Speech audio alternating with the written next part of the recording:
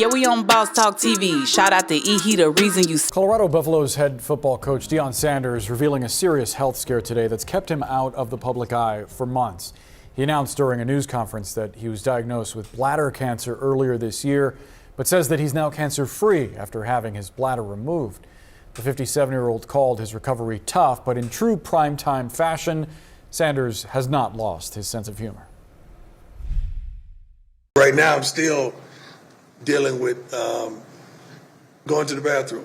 Like, it's a whole life change. Like, I can't, and I'm gonna be transparent, I can't pee like I used to pee. It's totally different. I depend on depend. You know, if you know what I mean. I truly depend on depend. Like, I cannot control my bladder. So I get up to go to the bathroom already 4 or 5 times a night. But then I'm sitting up there, waking up, you know, like my grandson. We in the same thing, you know. We got the same problem right now. We going through the same trials and tribulations. We're trying to see who has the heaviest bag at the end of the night. Like, it's ridiculous. But I'm making a joke out of it, but it's real. It's real, and a lot of people deal with this. And Coach Sanders also thanked his doctors. He urged others to get themselves checked. He said, don't be ashamed of it. Wow, guys. Make sure you like, subscribe to the channel. Make sure you download Boss Talk 101 app right now. Make YouTube, Snapchat, Facebook, all of the stuff that we're on, Instagram, TikTok. Guys, get with it. We here. Let's get to it. Boss Talk 101, man. Hey, man, listen, man. Deion Sanders just gave us some jaw-dropping information that we was not aware of. We've been basically sitting back watching him go through some stuff and not even being able to really, you know, I'm going to get into some things, man. I got OG here. OG, you there? Man, I'm right here, man. That's something. What's going on with it? Man, I'm gonna go straight to it. I'm very frustrated, man. They publicly humiliated Shedeur Sanders when they was doing this situation about, you know, just slating him because they didn't like the way Deion was. They was trying to break him, break the buck attitude. During that time, he was fighting cancer, and he knew he had it, but he was staying strong for his boys. How commendable is that, OG? I mean, it was for Deion to go through what he go through, but that's the discipline of having his body. He been conditioning. He ain't been doing foul things with his life, so he was able to get through that. He said he had lost like 56 pounds. Yeah. And he didn't want nobody to see that thin, you know. But for him to be able to endure that, most people after bladder surgery for cutting out cancer off the bladder, most men that after they have to go through the catheter, they have to have colostomy bags. Like he say, he dripping, he's still able to urinate, you know, through his penis, and it's a problem. It's not really a problem, but it's better than having to live your life with a colostomy bag. One of my friends just had bladder surgery, and he has to deal with a colostomy bag, you know. So, yes, but yeah. I'm gonna get an answer out of you. He could have died. We know that. Everybody could die, but he wasn't gonna die because he took care of his body. These pork chop eating people, when they get cancer and smoking cigarettes and drinking liquor, when they get sick, they gonna die. But somebody that took possession of their life and felt more about their body than they did about their fantasies and their little passions, they gonna live. We gonna live forever. Not forever. No, nobody wanna live forever. But and what you were saying about him going with his son, Shedeur, I was just reading an article today about by him being the draft pick that he got, in, I guess he on the Chicago Bulls. No, he on the Cleveland Browns, 144th pick. Okay, out of that, he got $4 million on his draft round. Correct. Yeah, I remember we talked about that. Okay, And his jersey right now just sold worldwide for $250 million, right? Out of that, his first commission, he got $14 million just from a jersey. And he ain't even played on the team yet, right? Right. So Deion Sanders beat cancer, and he showed his sons how to beat an establishment that tried to work him. Because now that just 14 million, he's the highest paid right now for a player not being played. 14 million, he done made more than most dudes have in their career. Yeah, during this phase of their career. Correct.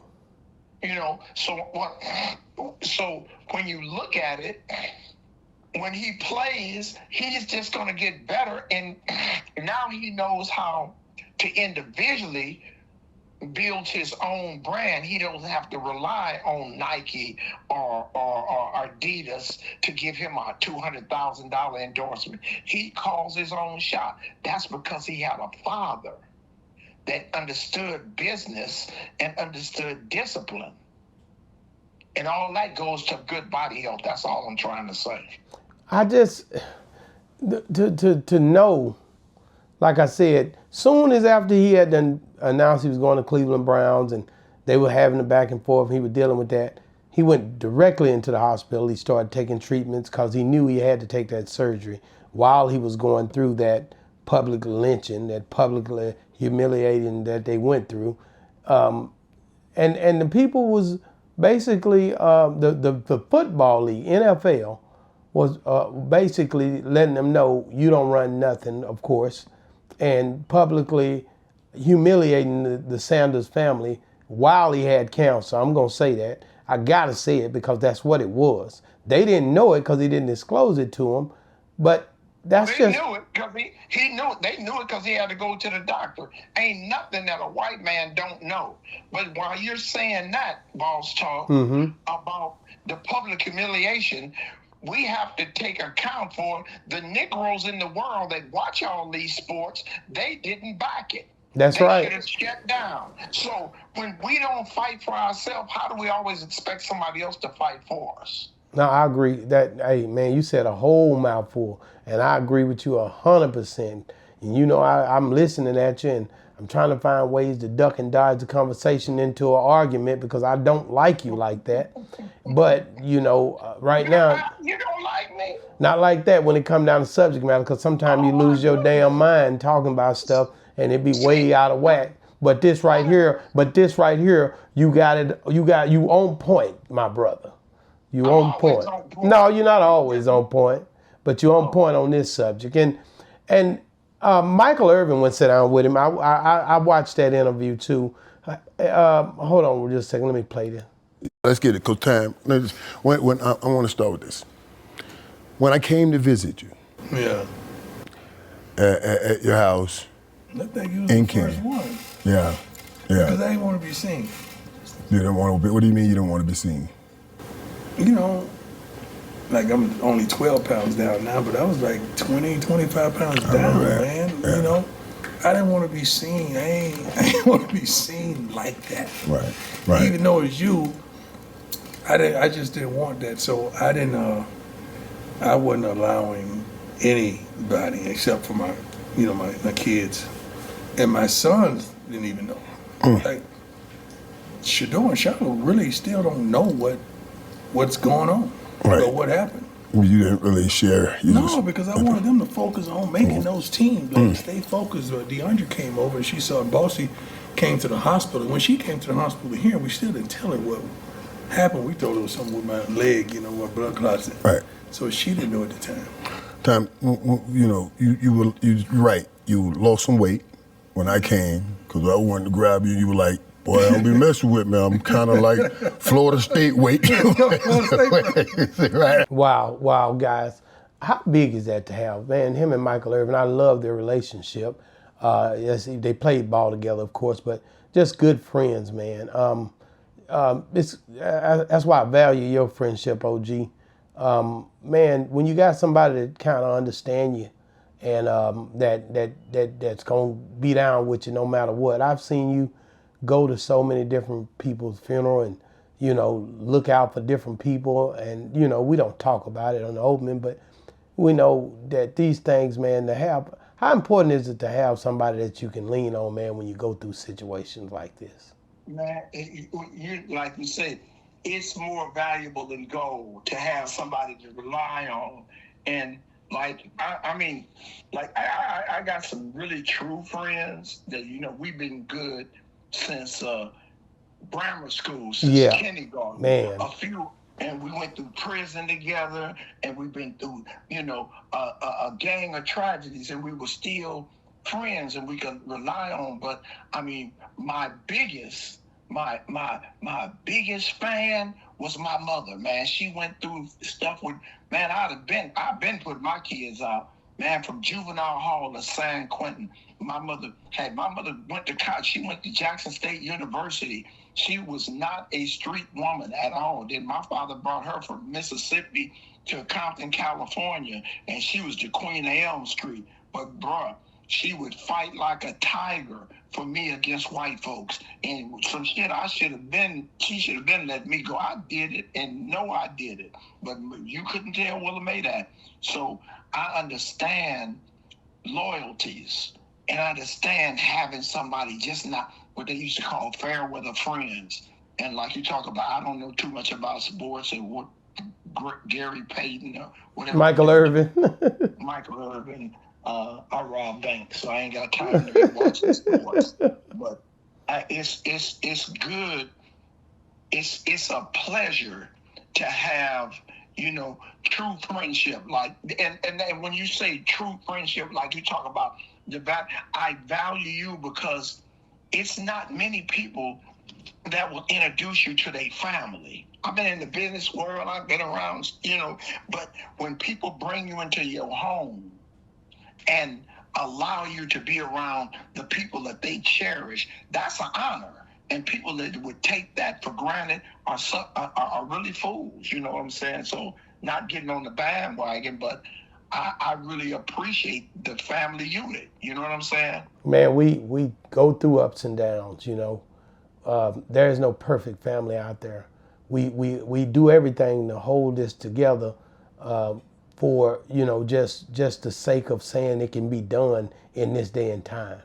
It's not a thing where it's easy, but you bite down and you try to do the right thing. Like I say, just so others who watching, you making help to try to keep that unified family together and show that it can be done. Can it be done other ways? Yes, it's been done other ways. But being the infrastructure, being able to, you know, see the what I didn't get. You know what I mean? You got it. Somewhat I didn't get it. You know, my mom and dad broke up when I was 9 years old. You know what I mean? And I was shipped from house to house for years.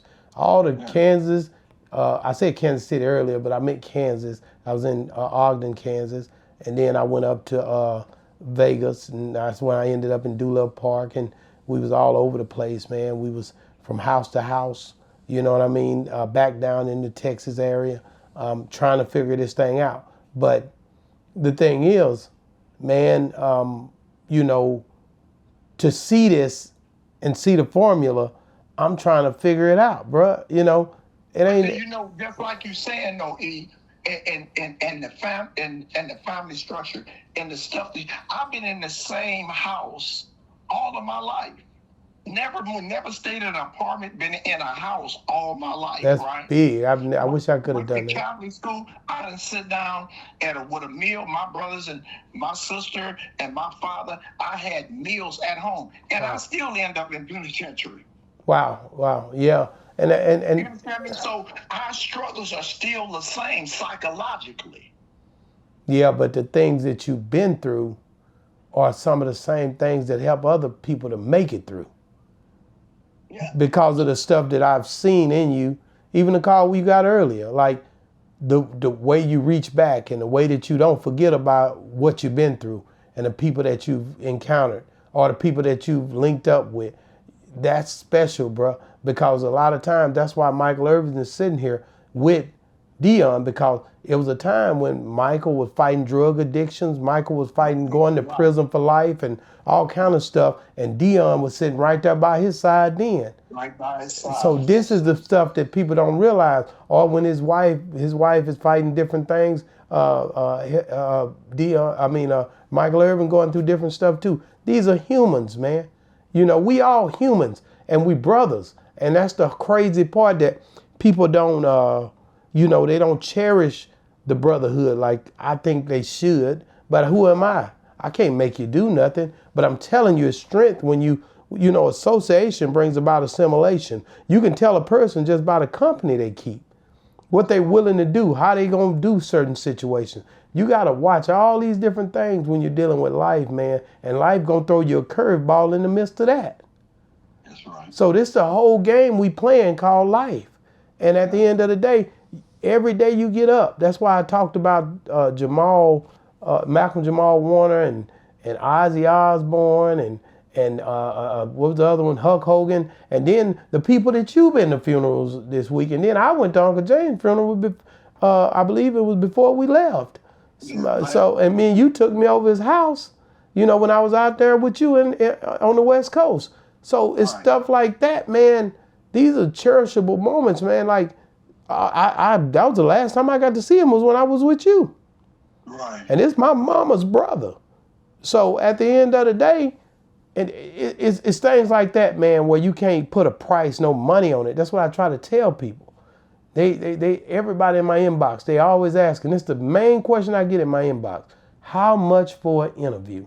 I got so many of those in my inbox. I've never answered them. I've never charged nobody like that. I don't want people around me that I gotta gauge like that at this level in my life, man. I like to have real people around me who really basically can understand, hey man, I'm just doing this from my heart. And when we do it, if it's something we can do and it can make sense for us, let's do it that way. But at the end of the day, I enjoy just being around the right people that God put in my life. Because again, association bring about assimilation. I don't just want everybody around me. I need the right somebody's around me, man. That's right. And that's the game I'm playing. And whether it's wrong or right, and somebody might say, man, you losing money, you this, I'm cool with that. Because naked I came into this world and naked I'ma leave. No, I ain't. Well, you ain't gonna have on number that silk sucker suit. And it's gonna... I'm going out like a G, flamed up. OG, you not taking this stuff mentally with you? Physically with you? When I get to hell, I'm going to have a red uniform. Oh, man, OG, too gangster. See, this the part right here, man. See how he flipped out? You see how OG flipped out? That's what I'm dealing with over here. We may have to come in naked, but we ain't going out naked. No. OG, man, thank you so much, man, for, like I say, rocking with Boss Talk, man. And like I said, there's a lot of people that love to hear us talk about different things, man. But this was a tough subject for me, man, because my mom died of cancer, Wow. And she died. Deion Sanders for his strength. Yeah, my mom was 44 years old when she passed away with cancer. Wow. So, I went to that funeral. I can't hardly remember it. I remember it a little bit because I was zoned out, drinking and just doing all kind of stuff, man. But at the end of the day, she was my mom, and she basically she told me some things that I do remember, different things that meant a lot to her at that time. And but at the end of the day, to lose your mother at that early of age, but then go back to when I say she got divorced from my dad, and after that, she got married a couple more times, 2 more times, and basically, was trying to figure this thing out called life herself. And to be real with you, man, a lot of that time we was saying stuff that we shouldn't say to our parents. Let me get on that for 1 second. I was tough, man. I would say anything. I thought I was, I was smelling my own piss, the old folks used to tell you, and I would talk back, and I say stuff that I think back now and I regret. She'll hit me with a broom, because they didn't hit you with switches. Right. They hit you with whatever they could get in their hand. That's right. And she was, and I would cuss, and this when rap music come out, I was playing Too Short and all that stuff, and Luke and all that stuff, and going through the house, and she loved me through all that, bro. Right, right. And E, they say it's two things you could never take back. A bullet that come out the gun when you pull the trigger, and the words that come out your mouth. Wow, that's heavy. That's real. You got to watch what you say, because like you say, you never know. A lot of time, one of my partners, my little young homie, he was just telling, when I told you they found his mother, she's supposed to committed suicide, right? Yeah, I remember that. And him and her had just got in a vicious argument, and he cussed her out and this and that, and right now he have remorse. Like, man, Mom, I said this to my mom, and I never got it, because we had arguments before, and we wouldn't talk, and then she would call me, I would call her, but now I can't call her. Man, that's the same thing. I felt like that. I feel him on that, because. So watch what you say to your loved ones. I mean, I told you my mother called me a sissy one time, bro. Yeah. And I didn't talk to my mother a whole damn year. And she said, Marvin, what's wrong with you? I said, Mom, if you had been in prison, I would have killed you for saying some shit. She said, well, baby, I was just trying to hurt your feelings. And I said, it worked. Man, that same thing with my dad. And me and him got into it with my uncle, and we didn't talk for it was probably like 3 years. Yeah, and we would see each other, and I ended up having a tragic accident. And that's when we started back communicating, because something bad happened. I ended up breaking my leg, and he ended up coming eventually to see me. But he didn't just come right on to see me. He took his time. But the one thing I can say is, man, I look back at that and I hate it, but it was destiny. It was wrote out. It was destiny, because at the end of the day, I didn't get to talk to him, but I mean, I still cared about him. I loved him as a father, but it was just like, some lies and some stuff happened that got us sideways. It wasn't for my uncle. Man, that whole thing, I don't know where I would have been, because he had pretty much shut me out. But at the end of the day, man, that's just life, bro. When you come up hard, like I was talking about it earlier when we was talking, you come up hard, man, you deal with life in hard ways. This is the way it is, OG. I mean, my granddaddy, like I said, they had 9 boys and 5 girls. So this is just the way it go. I come from a cloth where I found my uncle dead, and my daddy got shot in the head in the same place my uncle got shot in the back of the head and got killed in. I always tell them stories, because this is who I am. This is how I came up. You know what I mean? And I'm still here. And it's way more stories than that, but y'all gonna have to read the book. You know what I'm saying? But at any rate, man, Deion Sanders, man, he brought a lot of, it made me think about, guys, do not take life for granted. And guys, take care of your health. Health is wealth. And whatever is written is gonna happen. You know what I mean? There ain't no way around it. We all headed in the same direction. We just don't know who's gonna get there first. But at the end of the day, man, make sure you guys, like I said, keep God first, man. Here we go, man. Let's get on it right like this, OG. Basically, what do y'all think about Deion Sanders and what he just faced? And give me something in these comments, man, to tell me how you feel about the way the whole situation happened, from him, his son, the NFL, having cancer, what happened to Shador, then all the way until him getting to this point right now. I can say that God's strength is perfected in weakness. When you become weak in the flesh, your spirit can be stronger and you can latch on to God. I believe that. So sometimes you go through something to get to something. But at any rate, man, guys, if you're still watching, man, BG, he clapped back at Turk. And when he clapped back, it wasn't no game, man. He clapped back at Turk, and you got to check this out, man, because Turk also said some things that you need to hear. It should be somewhere right here. Boss Talk 101 reviews. Yeah, we on Boss Talk TV. Shout out to E. He the reason you see me.